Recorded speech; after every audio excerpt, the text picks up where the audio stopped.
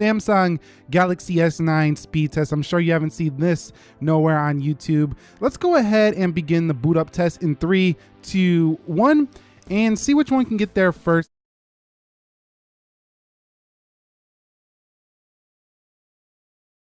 Now, this video comes based on the request of quite a few subscribers, and a lot of people have been saying that, you know, they've broke their phone and stuff and they picked up an SE and they're holding off for a next iteration of a Galaxy. So people kind of go to this phone when they do break a phone or something because it's a good cheap phone backup, the iPhone SE. And you can see the Samsung should be ahead, and it is, but not too much ahead of the SE. They're about 2 seconds for being 2 years newer there. So the boot up goes to the Samsung easily. And if you're wondering how I got that little slit for the, you know, SIM card tray, that's from an iPhone 5. Okay, so if you're upgrading from an SE to an S9, your fingerprint will come from the front to the rear, and you can see it's right there. And this fingerprint is actually faster, so let's demonstrate this here. So when you hit the fingerprint on the S9, it goes right in. You can't bypass the lock button on the SE to actually get in. So what you have to do is you have to power this thing up first, and then you can get in. But even when you're on the lock screen, you're still slower than that of an S9. So the S9 all around is much faster when it comes to the first generation Touch ID on the SE. But one thing I did notice, I did this multiple times, is when you hit the power button, the SE actually shows the clock first. So if you're trying to check the time, you might see it a little faster unless you have always on display enabled for the S9. So 3, 2, 1, and you could see it's just a little bit quicker every time to show that time on the SE. So that's just something small that I noticed. But again, if you have always on display on, well, then that's pretty much doesn't matter for the S9 users. Okay, so before we go further, let's check the battery life. You can see 83% there for the iPhone SE. Let's go ahead and check it here for the S9, and you could see that one's at 79%. So keep that in mind, 80% here, 83% on the SE, and 79% on the S9. For when we hit the end of this video, we're going to recheck the battery. We're going straight through on this test to see which one drains more throughout these tests as well. Okay guys, so we have arrived at the application portion of the speed test. You can see everything is closed out. I have them in cases now because there was a slip fest before. I tried this 2 times before we were here. I'm going to do commentary because people said they didn't like the music last time. Let's go into calendar, and you can see that's first for the S9 coming home. Let's go into the clock, and you can see first on the S9. Let's go into the calculator.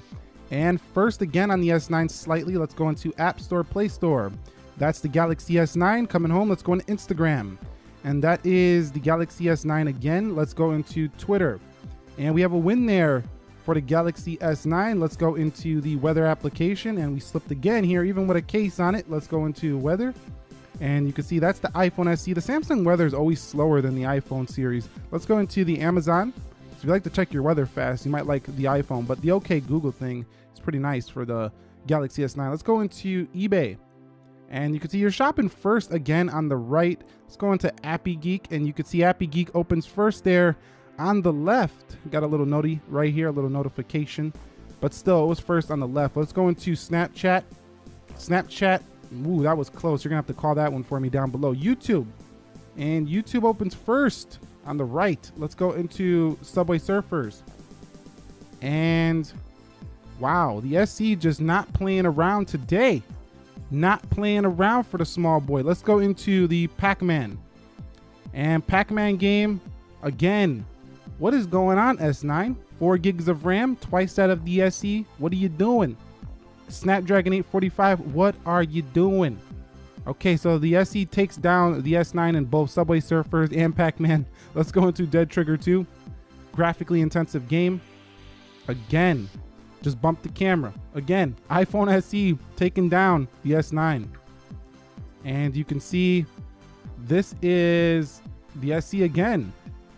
And we're still waiting, and now you're playing the this is disappointing for a flagship from 2018 being taken down in the gaming department from a 2016 model. Let's go into Geekbench, and you can see Geekbench maybe slightly to the SC, I think slightly there. Let's go into Internet. Samsung Internet, one of the most popular internet browsers on Android, opens first over the SC, and Adobe Clip. And Adobe Premiere Clip on the right over the SE. So it looked like the Galaxy S9 was faster, most of your single core applications, but the SE is still shining in the gaming department. And let's go ahead and run them backwards now just to see if there's any reloads on either. Multitasking, you could see Internet. This is where the 4 gigs of RAM should help the S9. And going to Dead Trigger, Still a little faster to load there on the SE on the multitasking. Let's go into the Pac-Man. Again, I'm gonna call that to the SE. What about the Subway Surfers? You can see they both held that one there. YouTube, they both held that one there. We're looking for reloads here. And that was a little slow on the animation there for the S9. Pi Geek, Appy Geek, about the same. eBay, about the same. Amazon. Looks like the SE has a faster animation when loading up these things. You can see the weather actually holds in the background for the SE where you have to keep reloading it on the Samsung. What about Twitter? And you can see that animation speed for that multitasking is just spot on for the iPhone. So you've seen right there a slight reload for the S9, App Store, Play Store, and calculator. Now do keep in mind the S9 is on 1x animations. Let's go into clock and SE holding it again, and calendar and SE again. So the SE with the 11.3.1, the latest update that's on this phone, still a very fast phone here, even though they're going to update it to an even faster version in the SE2. Now I want to see if those games were actually a fluke, because you know that was kind of weird to see that the SE was winning basically every gaming round there. So I close out the applications. Let's do this gaming round one more time, and you could see, is it a fluke? No, it's not. The SE again. The SE said, shut up, Nick. Okay, let's go to Pac-Man right now. And let's see what happens. Okay. So the SE's not playing around today. Let's go into Dead Trigger 2. And you could see, again, this is disappointing, Samsung. If you see in this video, Samsung, get it together. Okay, guys, so let's just quickly run a video render here. I did, shoot the same video on both of these devices of my dog really quickly here. And we're just gonna render it out and save the video just to see which one does it faster. Now, usually, sometimes on Android, it takes a while. So if it does take too long on the Android device, I am just gonna skip through it, like speed through this video real quick. So we're just gonna save the gallery here, 1080p. And this one's gonna go 1080p as well, 3, 2, 1. And see which one can save the video first. So it looks like the SE is ahead here again over the Galaxy S9, disappointing me once again.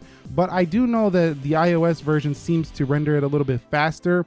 But this is the software that I use on the day-to-day. So this is a real-world experience for me, because I actually use Adobe Clip to render out video on a phone. This is my go-to for the mobile devices. If I'm not on an iPhone, I do use iMovie over there. But if I'm on an Android, I definitely go here. So this is pretty bad for the Galaxy S9 losing to the SE on this application. So Adobe developers, you got to get this one together. But I think that it's just kind of crazy how this phone is beating up on the Galaxy S9 in some areas.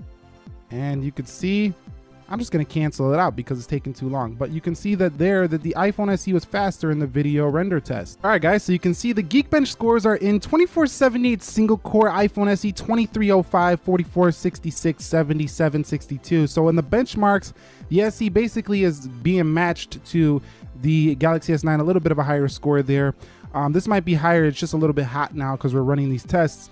But the multi-core crushing win for the S9. And, technically the S9 should be a faster phone, but you can just see the optimizations and the software updates keeping the SE running fluid here means that this phone is still very fast, and you can get about 5 of these for the price of one S9. Now there's no way at all that I'm recommending an SE over S9. It's definitely not the better phone in my opinion, but still you can't deny its power. It's pretty fast. So let's take a look at the battery life. Remember, 83% on the SE. It dropped 10% throughout this comparison, so that's a 10% drain. The Galaxy S9 went from 79 to 72, so a 7% drain, so about a 3% difference, which couldn't be a big difference throughout the day. So definitely the iPhone SE draining more battery here than the Galaxy S9. Basically it, the iPhone SE versus the Galaxy S9. What does this test tell you? Well, it tells you that at least these applications that we tested here in this video were quicker in a lot of areas on the SE, but single core mostly goes to the S9. Most of the regular apps open first there. The S9 booted up first. It had a faster fingerprint scanner. overall in the day-to-day, it feels a little bit faster because the animations are a little slicker, but the SE is still very powerful and won in a lot of areas, specifically in the gaming round is really where it showed its stuff. Battery drain is higher on the SE, but if you want to know which one to buy, I got many videos on both of these. Just type in whatever you need to know and type Nick after it in YouTube. You should find it. And if you haven't subscribed already, be sure to subscribe for more content like this. Nick here.